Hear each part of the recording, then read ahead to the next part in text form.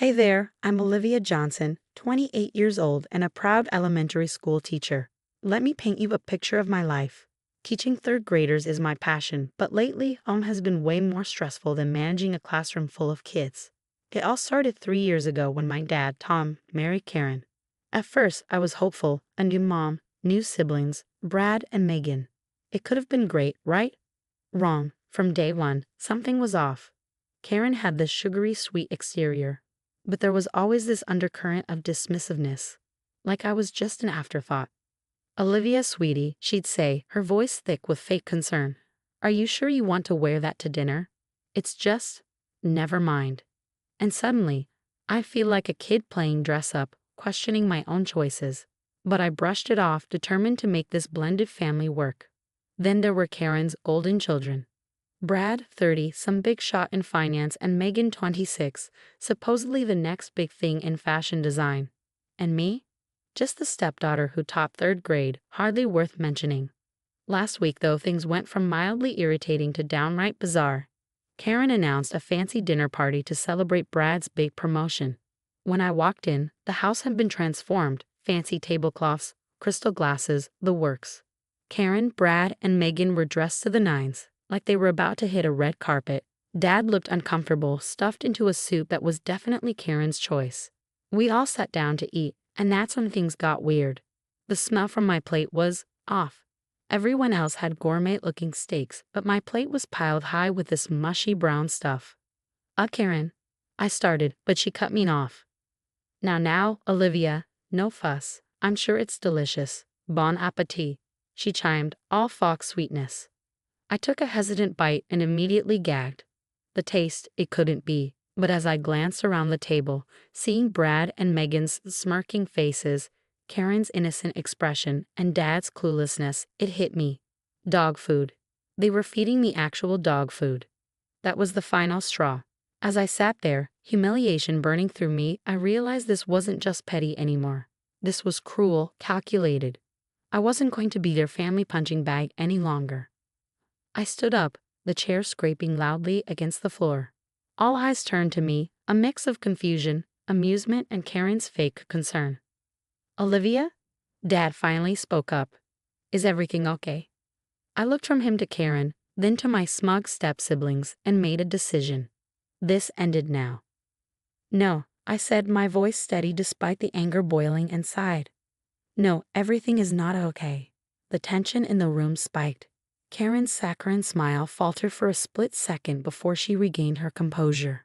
Olivia, darling, she cooed, whatever do you mean? I took a deep breath. This, I gestured to my plate, is dog food. You serve me dog food while everyone else gets a gourmet meal. The room erupted. Brad and Megan burst into laughter, making no effort to hide their amusement. Dad looked bewildered, darting his eyes between me and Karen. As for Karen, she gasped dramatically. Oh my, how could this have happened? She exclaimed, hand to her chest. I must have mixed up the plates. What a silly mistake. But I wasn't buying it. The glint in her eye told me everything I needed to know. This was no accident. Cut the act, Karen, I said, my voice firm. This isn't the first time you've tried to humiliate me, but it will be the last. I turned to my dad, hoping, just hoping, for some recognition, some support. In my dad's eyes, I could see nothing but confusion. He just sat there, lost and uncomfortable. Dad, I pleaded, desperation creeping into my voice, can't you see what's happening? How long are you going to let this go on? Before he could answer, Brad cut in, his tongue dripping with mockery. Oh, come on, Olivia. Learn to take a joke. You're always so sensitive. Megan chimed in, nodding along with a smirk. Yeah, it's not our fault you can't handle a little family fun. Family fun? My cheeks burned with a mix of anger and humiliation. This was their idea of fun, treating me like I was beneath them, less than human. In that moment, something inside me snapped. For years, I had tried to fit in, to be the perfect stepdaughter, to make this blended family work. But enough was enough. Fun? I said, my voice rising. You think this is fun, treating me like this, making me feel unwelcome in my own family? Well, congratulations. You've succeeded. I'm done.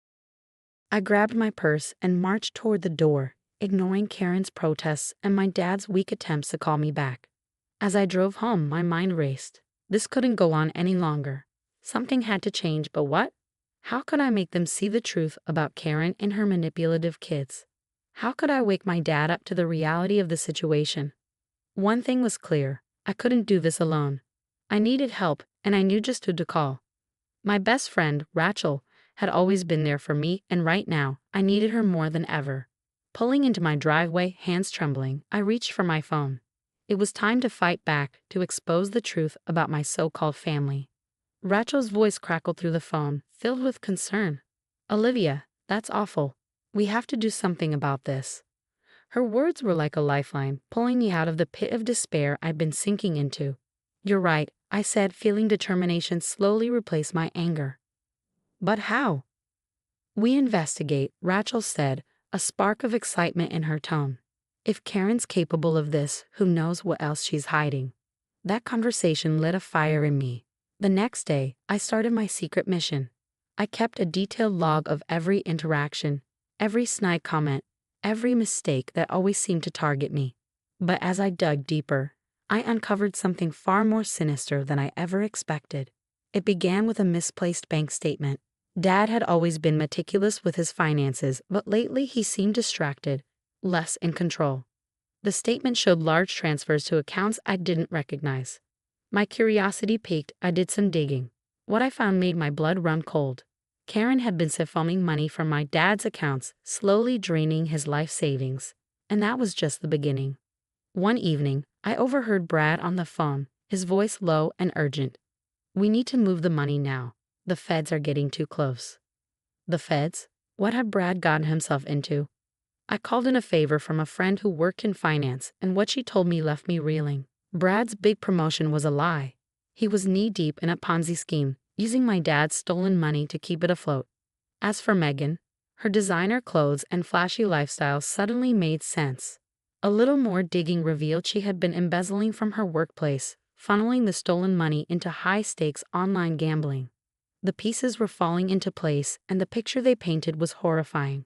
My entire family was built on lies, manipulation, and greed. I felt sick. How could I have been so blind? How could my dad not see what was happening right under his nose? But as the shock wore off, it was replaced by a new emotion: rage. Pure, white-hot rage.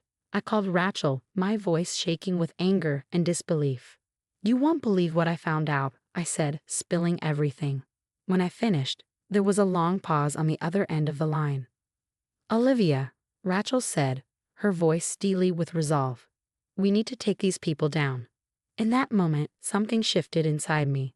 I was done being the victim, done letting Karen and her family walk all over me and my dad.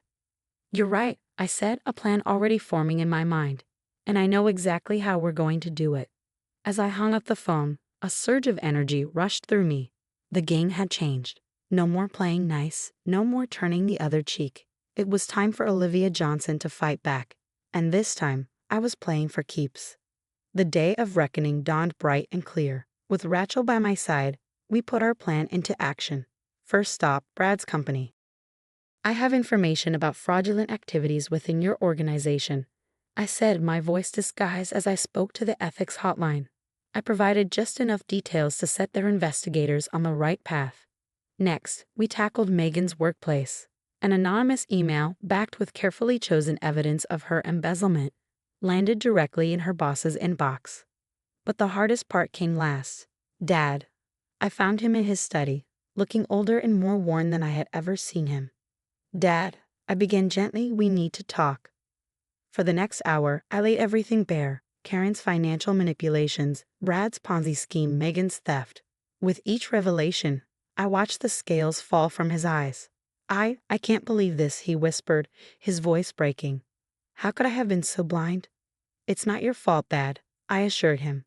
"But now that you know, what are you going to do?" His response was immediate and resolute. "I'm ending this. All of it." The following weeks were a whirlwind. Brad was arrested at his office, let out in handcuffs as his Ponzi scheme unraveled. Megan was fired and charged with embezzlement, her glamorous lifestyle crumbling around her. Karen, suddenly without her financial safety net and facing my father's firm decision to divorce, was forced to move out. The last I heard, She was living in a small apartment, her grand schemes reduced to nothing but dust. As for Dad and me, we began the long process of rebuilding our relationship. It wasn't easy. There were tough conversations, tears, moments of frustration. But with every passing day, we grew closer, stronger. Months passed. I threw myself into teaching, finding joy in my students' progress and in the supportive community I had built at school. Rachel, as always, remained my rock, ready with a listening ear or a word of encouragement. One sunny afternoon, as Dad and I sat on the porch of our now peaceful home, he turned to me with a smile. "You know, Olivia," he said, "I'm proud of you, not just for uncovering the truth, but for the person you've become despite everything." I felt warmth spread through my chest. "Thanks, Dad. I'm just glad we're here now." As we sat there, watching the sun dip below the horizon, I realized something profound. The family I had longed for, the acceptance I had craved, I had it all along. It just took removing the toxic influences to see it clearly. My story isn't one of revenge, but of justice and personal growth. I didn't just survive, I thrived, and as I looked toward the future, I knew the best was yet to come. Now I have a question for you. If you were in Olivia's shoes, would you have exposed your toxic family members, knowing it could potentially destroy your relationship with your father? Or would you have stayed quiet to maintain family peace? Share your thoughts in the comments below. Your perspective